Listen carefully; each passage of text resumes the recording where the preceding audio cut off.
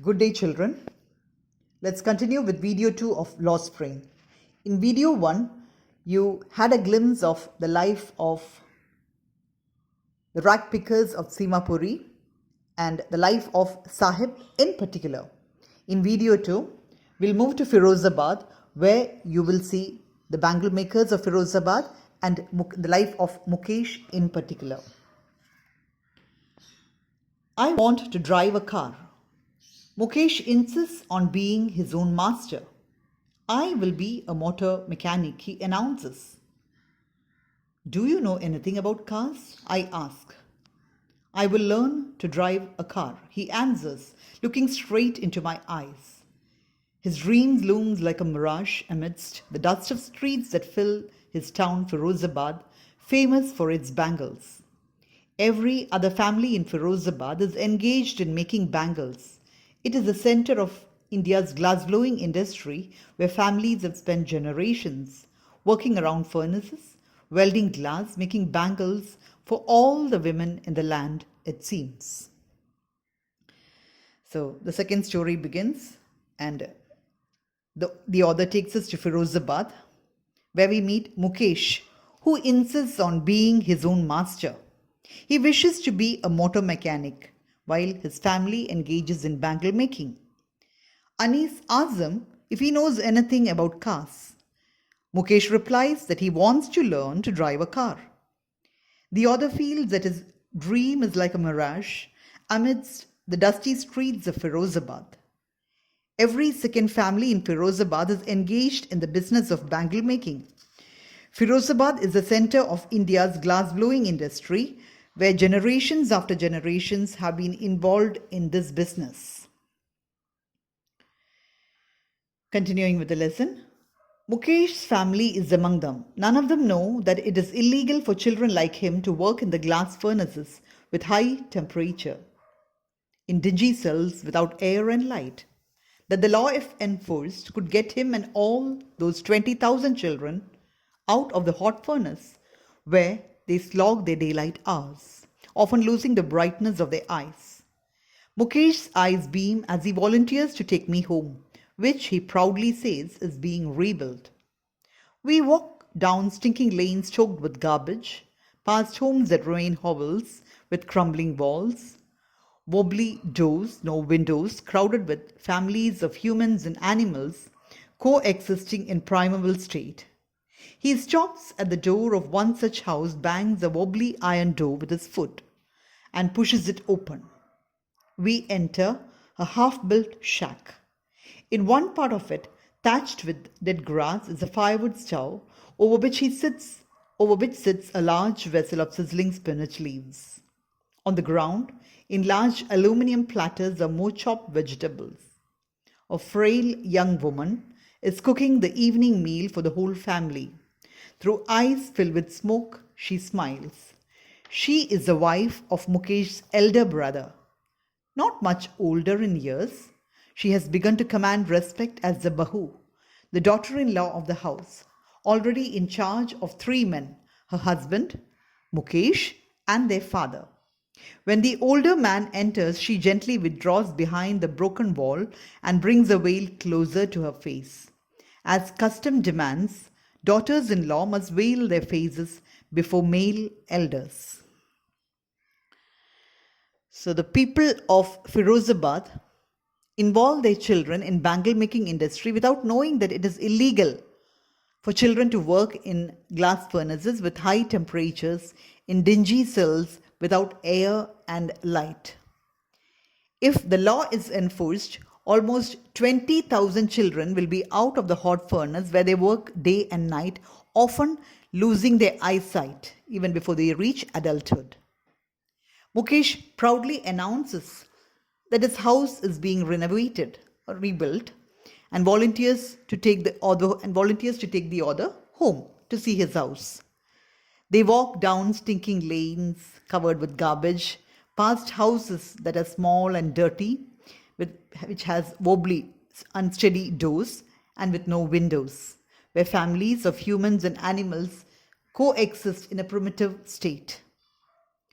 They enter a half-built shack one part of which is thatched with dead grass, where a frail young woman is cooking the evening meal for the whole family. She is the wife of Mukesh's elder brother. Though not much older in years, she commands respect in the family as the daughter in law. She covers her face when Mukesh's father enters because that is the custom. Back to the lesson. In this case, the elder is an impoverished bangle maker. Despite long years of hard labor, first as a tailor, then a bangle maker, he has failed to renovate a house, send his two sons to school.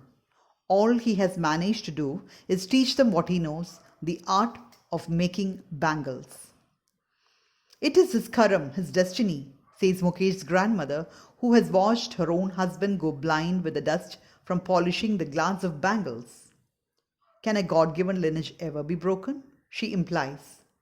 Born in the caste of bangle makers, they have seen nothing but bangles in the house, in the yard, in every other house, every other yard, every street in Firozabad.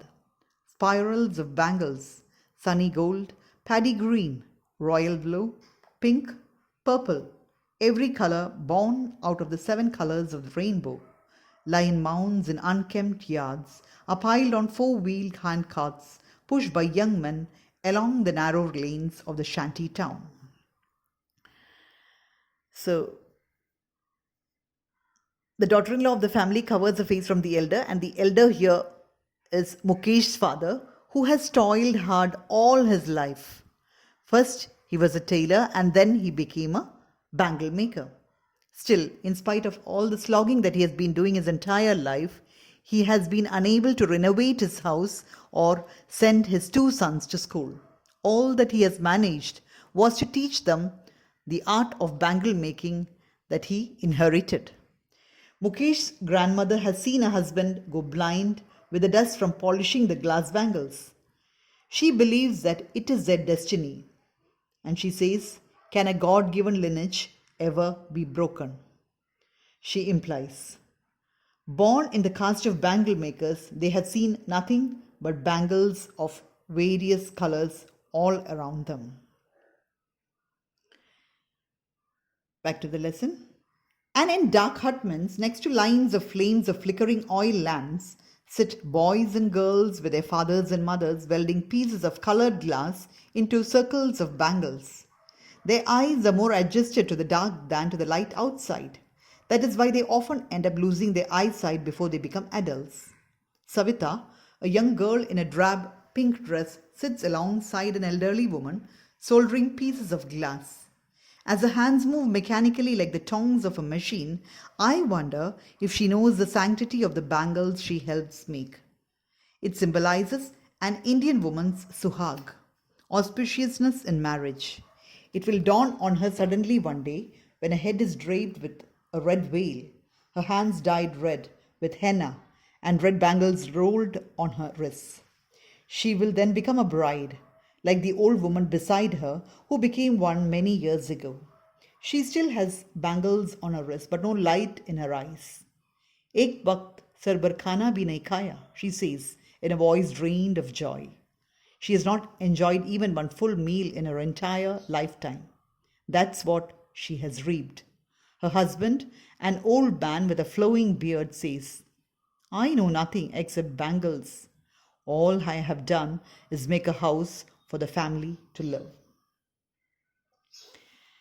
So, in these dark hutments, next to the lines of flames of flickering oil lamps, sit young boys and girls with their fathers and mothers welding pieces of colored glass into circles of bangles.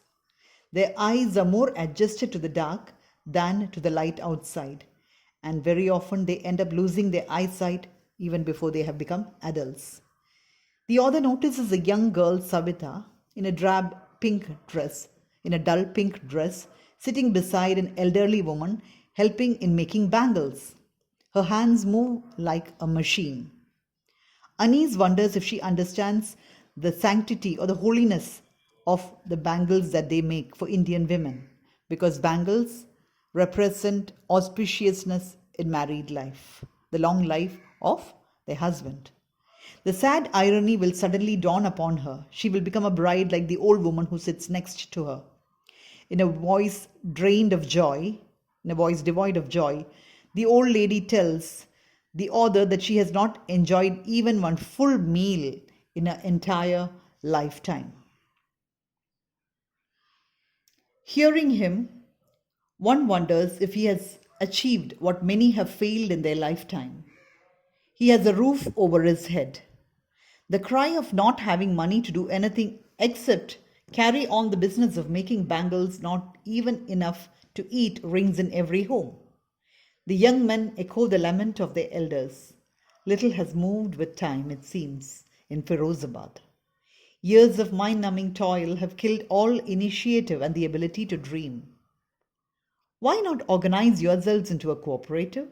I ask a group of young men who have fallen into the vicious circle of middlemen who trap their fathers and forefathers. Even if we get organized, we are the ones who will be hauled up by the police, beaten and dragged to jail for doing nothing, for doing something illegal, they say. There is no leader among them, no one who could help them see things differently. Their fathers are as tired as they are. They talk endlessly in a spiral that moves from poverty to apathy, to greed and to injustice. Listening to them, I see two distinct worlds. One of the family caught in a web of poverty, burdened by the stigma of caste in which they are born. Other, a vicious circle of the sahukas, the middlemen, the policemen, the keepers of law, the bureaucrats, and the politicians. Together, they have imposed a baggage on the child that he cannot put down. Before he is aware, he accepts it as naturally as his father. To do anything else would mean to dare, and daring is not part of his growing up. So, one wonders if Mukesh's father has achieved what many have failed to achieve in their lifetime. He has a roof over his head. Many have not achieved even that in spite of slogging all day in the furnace. The cry of not having money can be heard in every household of Firozabad. Nothing has changed over the years. Years of hardship and difficulties have killed all their hopes and dreams and initiative. The author asks a group of young men to organize themselves into a cooperative. She learns the horrific truth that even if they get organized, they are put in jail for doing something illegal and are beaten up. There is no leader among them. The author observes that there are two distinct worlds in Firozabad. One is the exploited family caught in a vortex of poverty and the stigma of caste in which they are born. And the other, the exploiters, there is a vicious circle of those who exploit them, the sahukas, the contractors, the middlemen, the politicians, the lawmakers, the policemen, and the bureaucrats.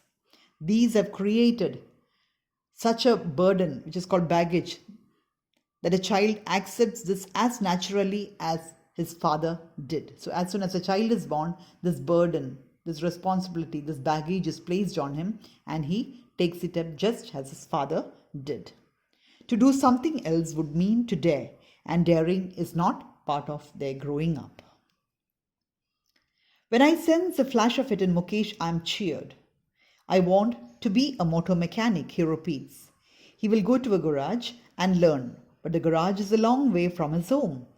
I will walk, he insists. Do you also dream of flying a plane? He is suddenly silent. No, he says, staring at the ground. In his small murmur, there is an embarrassment that has not yet turned into regret. He is content to dream of cars that he sees hurtling down the streets of his town. Few aeroplanes fly over Firozabad. So, coming back to the beginning of this part, the author had asked a question to Mukesh, where he wants to be a mechanic. So, the author is filled with joy when she finds that Mukesh thinks differently, because he has told that he wants to be a motor mechanic. The boy is filled with hope. His dream of becoming a motor mechanic is still alive in his eyes. He is willing to dare. Anis asks Mukesh if he also dreams of flying a plane. She checks whether his dream is realistic. Mukesh replies in the negative. He is content to dream of cars as few planes fly over Firozabad. That brings us to the end of video 2 of Law Spring. Thank you, children.